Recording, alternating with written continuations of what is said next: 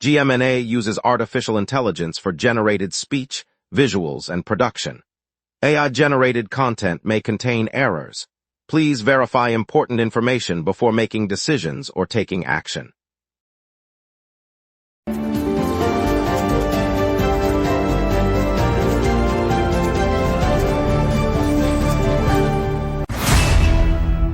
Good morning, Montreal. Traffic is spiking on the highways around the city, adding nearly 2 million vehicles in the last 2 decades, and the Alouettes just edged out the Stampeders in a 38-32 thriller. Plus, the city announced 1,650 new affordable housing units. Over to you, Ryan. The Canadiens have traded forward Brendan Gallagher to the Vancouver Canucks, receiving future considerations in return. Brendan Gallagher now joins the Vancouver Canucks as the Canadiens complete the deal, with future considerations heading back to Montreal. Montreal's roster changes after sending forward Brendan Gallagher to Vancouver, the trade involving undisclosed future considerations for the Habs. All right, let's get into it and start our headlines for today's local and national news. Good morning, Montreal. Earlier today, Sûreté du Quebec announced the dismantling of a covert operation that manufactured counterfeit identification and travel papers in the city. Officers entered a nondescript warehouse on the east side of the island, seized printing equipment, blank forms and forged documents, and took one suspect into custody. Police said the raid was the culmination of a months-long investigation aimed at disrupting a network that supplied fake passports, driver's licenses, and other official papers to criminal groups. Authorities emphasized that the seizure will halt production of the forged documents and protect public safety. The suspect, whose identity has not been released, faces charges of fraud, possession of illegal printing equipment, and organized crime involvement. The operation marks a significant step in the province's broader effort to combat document fraud and will aid ongoing investigations. The province is in the midst of its most severe spruce budworm outbreak in half a century, with damage spreading across an estimated 17.6 million hectares of forest. Officials say the infestation, driven by a surge in budworm populations, is still active and threatens large swaths of hardwood and softwood stands. The current wave surpasses previous events recorded over the past 50 years, prompting emergency measures from forest management agencies. Researchers warn that the insects can defoliate trees within weeks, accelerating mortality and reducing timber yields. Provincial authorities are deploying aerial pesticide applications and increasing monitoring to curb the spread, while communities in affected regions report visible tree loss and reduced canopy cover. The situation remains fluid as foresters assess long-term ecological impacts and coordinate response efforts across the province. Forest fire activity across Quebec is on the decline, the Provincial Fire Protection Agency, SOPFEU, reported this month. While Canada has been battling widespread wildfires since early July, Quebec's fire officials say the number of active blazes has dropped sharply in recent weeks. SOPFEU noted that cooler temperatures and higher humidity have helped contain several hotspots, and fire crews are focusing on monitoring remaining hotspots in remote northern regions. The agency emphasized that resources remain on standby, but the overall outlook is more positive than earlier in the month. Residents in affected areas are being advised to keep fire bans in place until authorities lift them, and to report any new smoke sightings promptly. Officials said the trend reflects coordinated suppression efforts and natural weather patterns working together to bring the situation under control. Students continue to block the main entrance of a downtown college in Montreal, demanding the Quebec government reverse its decision to suspend the school's operating permit.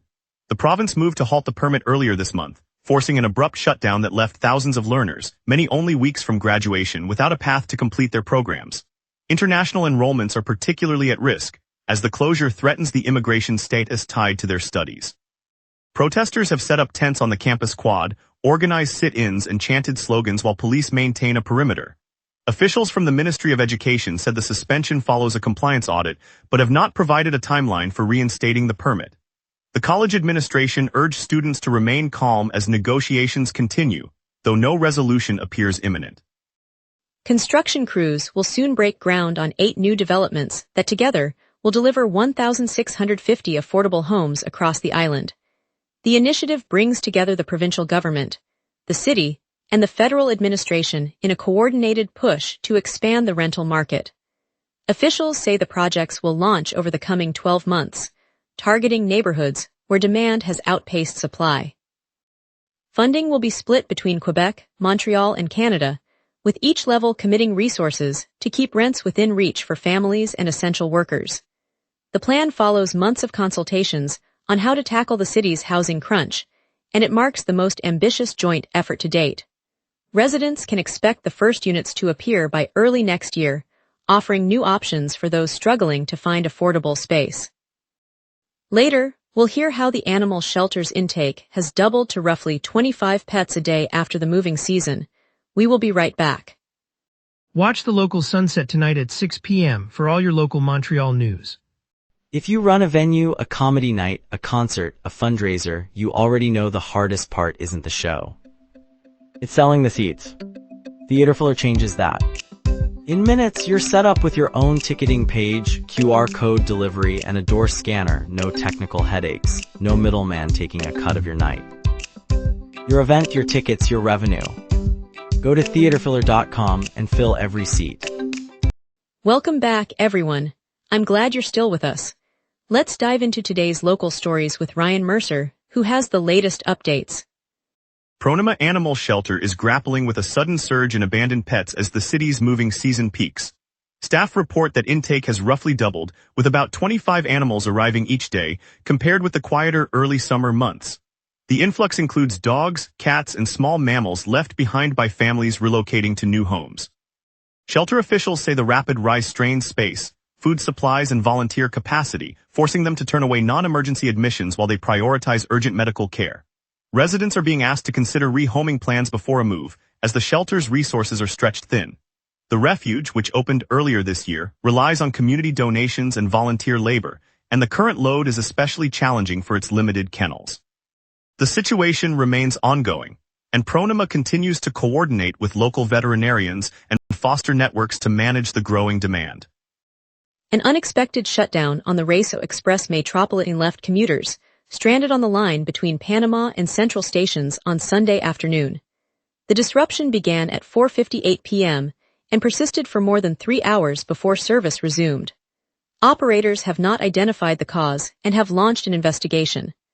Riders reported being confined on stationary trains as the tracks remained idle, prompting delays across the network. The line, which connects the southwestern borough with downtown, typically carries thousands of riders each hour. During the halt, station staff provided updates via announcements, though no substitute buses were deployed on site. The incident underscores the reliance of daily travelers on the REM's rapid transit system, with many passengers forced to seek alternative routes during the outage.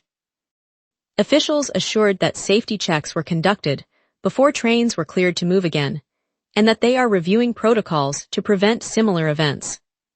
On Friday, Westmount's mayor announced he will contest an ethics complaint that alleges he used disrespectful language toward municipal executives and staff. The accusations were lodged with the Quebec Municipal Commission, which is set to hear the case in the coming weeks. Mayor Michael Stern told the press he intends to refute the remarks, calling the complaint unfounded and emphasizing his commitment to a respectful workplace. The commission's review will determine whether the mayor's conduct breaches the province's municipal ethics code, a process that could affect the town's internal dynamics and public confidence in local governance. Residents and municipal employees alike will be watching the proceedings, as the outcome may shape how officials communicate with one another moving forward. Scientists at the Université de Sherbrooke announced a breakthrough in brain cancer therapy after a preclinical trial showed the treatment eliminated tumors in a group of laboratory rats. The team reported that all animals receiving the drug showed remission, with no detectable cancer cells after treatment. Researchers say the success moves the approach one step closer to human trials, a stage that typically follows extensive animal testing to confirm safety and effectiveness. While the cure is still years away for patients, the finding offers hope for future therapies that could one day reduce the long, costly journeys families endure during cancer treatment. Health officials noted the study reinforces the importance of supporting biomedical research across the province. Local biotech firms hope the discovery will bring investment and new jobs to the region's life science sector. The university will work with hospitals on the next testing phase, aiming to keep the research in province. The NHL announced that a fresh collective bargaining agreement will come into force this September, reshaping the framework for player contract talks. The new deal replaces the current pact that has guided league operations, labor relations, and salary structures for years. For fans in the city, the shift means the Canadiens' front office will negotiate under different rules, potentially influencing roster moves and contract lengths that appear on the ice next season. Analysts say the revised guidelines could also affect salary caps and revenue sharing, which may ripple into ticket pricing and broadcast options for local supporters. The league stressed that the agreement aims to modernize negotiations while preserving competitive balance. As the September rollout approaches, teams are already reviewing the clauses to align their strategies with the updated contract landscape. Let's take a quick look at your morning forecast with our weather team. A low-pressure trough, dragging a southwest, sets the stage for late-day showers across the Montreal region. On this date, the all-time high for Montreal stands at 31.1 degrees Celsius, recorded in 2018 during a lingering heat wave that pushed daily maxima well above the norm. The all-time low is 13.7 degrees Celsius, set in 2025 when an Arctic blast slipped southward, dumping temperatures into the mid-teens. By contrast, today's climatological average maximum hovers around 27 degrees, and the average minimum near 19, underscoring how today sits comfortably between the historic extremes. The live radar shows a band of echoes gathering over the southern suburbs, marching northeast at a steady pace. The moisture core is slated to arrive over downtown Montreal around 6 p.m., intensifying through the evening before tapering off by 9 p.m. The system is steered by the southwest jet aloft, which keeps the rain confined to a narrow corridor. With no other signatures on the screen, the rest of the province remains dry. At 7, Montreal sits under partly cloudy skies with a temperature of 20 degrees and a humid feel at 69%. A low-pressure center is falling, pulling warm, moist air northward, while the southwest jet at 5,723 meters drives the system eastward. Winds are 10 kilometers per hour from the southeast, but gusts push up to 43 kilometers per hour, and later the strongest gusts will reach 37 kilometers per hour from the south. The UV index sits at 4. Temperatures will climb steadily, reaching 26 degrees by noon and peaking at 28 around 3 p.m. Clouds will thicken, keeping the sky overcast through the afternoon. By early evening, the radar-tracked band will brush the city near 6 p.m., then clear as the low pressure slides east. No weather alerts are in effect.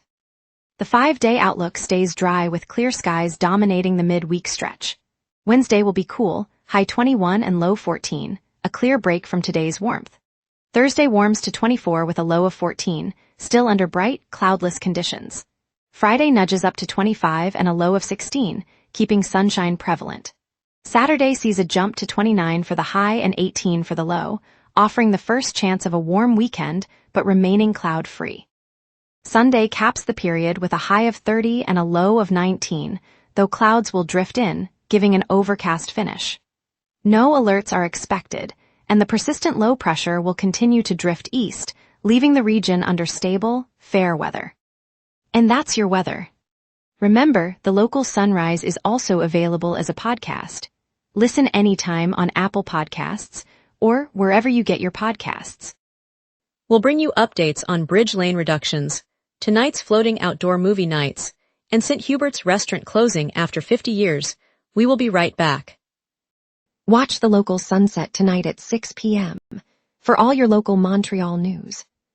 Honoré Mercer Bridge is down to a single lane each way, causing moderate delays across the crossing.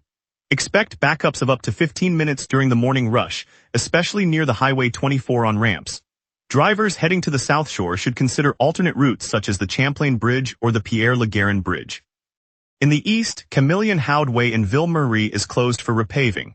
Traffic is being rerouted onto St. Laurent Boulevard and Rue de la Commune. The detour adds a few extra minutes but keeps the flow moving. On the transit side, the REM is running a modified schedule today. Shuttle buses are replacing service between the Central Station and the Barrie-UQAM stop while work continues on the line.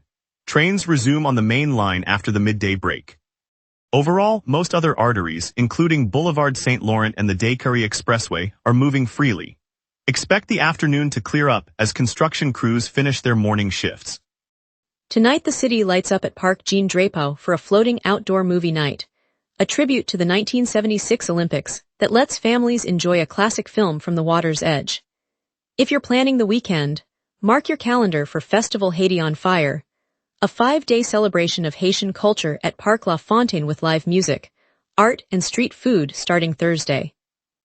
Dance fans should keep an eye on Red Bull Dance Your Style at Village au Pied du Courant on the 25th, where Canada's top movers battle for the national title. And the headline of the month, Ashiga returns at the end of July on Parc Jean-Drapeau, promising a 3-day lineup of top acts and art installations. Guided tour of Olympic Park run daily, and the Clin Dole Aux Jew Walk invites you to explore the games, legacy right where they happened. That's what's on today and in the days ahead. And now here's Tyler with sports. Big news for Habs fans as the new season takes shape. Mark your calendars, the Canadiens open the 2026 to 2027 NHL season on the road against the Toronto Maple Leafs on September 29th. It's part of an all-Canadian opening night doubleheader, according to CBC Sports NHL, a rivalry matchup to kick things off right. A chapter has closed in Montreal. The Canadiens have dealt forward Brendan Gallagher to the Vancouver Canucks in exchange for future considerations. CBC Sports NHL confirmed the move, which was reported in late June. Gallagher spent over a decade with the organization before this off-season departure. A chapter has closed in Montreal. The Canadiens have traded forward Brendan Gallagher to the Vancouver Canucks in exchange for future considerations. CBC Sports reported the deal, marking the end of Gallagher's run with the organization where he spent the bulk of his NHL career. St. Hubert in the Village, a fixture on St. Claude Street for 50 years, is preparing to close its doors this September. The beloved rotisserie chicken spot has fed generations of locals, from late-night study sessions to family Sunday meals. Municipal road work forces the location to shut, and nearly 60 jobs will be impacted, though the company says employees can transfer to other St. Hubert sites. The loss feels personal for many Montrealers. The clatter of the rotisserie has been a comforting soundtrack to our neighborhood gatherings. As the village says goodbye, the community remembers the meals, the memories, and the simple joy of sharing a hot chicken dinner together in the heart of our city. And stay tuned for a heartwarming look at St. Hubert's beloved village restaurant as it bids farewell after 50 wonderful years. Coming up tonight at 6, the local sunset. Your neighborhood, your city, your news. From City Hall decisions to the stories happening right on your street, we cover what matters most to Montrealers. Join us tonight at 6 p.m. on GMNA for the local sunset, Montreal's evening newscast. On a crisp morning in the Plateau, the scent of fresh coffee drifted from a corner bakery as I walked toward the metro station, the city waking in gold. Inside the bustling newsroom, Quebec's Minister of Energy, Isabelle Fréchette, prepared for a trip that feels more like a shared promise than a political agenda. She will join Newfoundland and Labrador Premier Tony Wakeham on the rolling dunes of Prince Edward Island, where Atlantic wind whispers through red cliffs, to discuss a refreshed agreement for the historic Churchill Falls project. What makes this meeting special is not just the numbers on a contract, but the picture it paints for families on both sides of the border. Cleaner power flowing through homes, new jobs for young engineers, and a partnership that honors the land and its people. In a moment before departure, Fréchette paused to watch a sunrise over the St. Lawrence, recalling how the same light now brushes the PEI horizon, reminding her that collaboration can turn a long-standing challenge into a shared sunrise. It's a hopeful reminder that when provinces work together, the future feels brighter for all of us. In the heart of the Plateau, a Saturday morning bustle finds families gathering at a small community park beside the bustling boulevard, where a bright red SUV rolls up to a picnic table covered with fresh baguettes and maple-glazed pastries. A young couple, Maya and Julian, step out, laughing as they help their daughter climb into the back seat, her giggles echoing off the nearby brick facades. Across the street, an elderly neighbor waves from his classic sedan, admiring the sleek, larger vehicle that now dominates the street. Over the past 10 years, Quebec's average vehicle has grown by roughly 140 kilograms, a shift driven by families seeking more space, safety, and the quiet power of newer electric models. The added weight isn't just metal, It's the promise of stronger frames, advanced safety systems, and the quiet confidence of battery-powered rides that protect both passengers and the environment. As the sun climbs over Mount Royal, the scene captures a community moving forward together, choosing cars that carry not only their belongings, but their hopes for safer, greener journeys. It's a simple reminder that progress often arrives on four wheels, steady and reassuring. Thank you, Montreal, for joining us on the local Sunrise. Tonight's highlight was the launch of 8 new affordable housing projects that will bring 1,650 homes to our neighborhoods. We appreciate your trust and look forward to bringing you more stories tomorrow morning. See you then.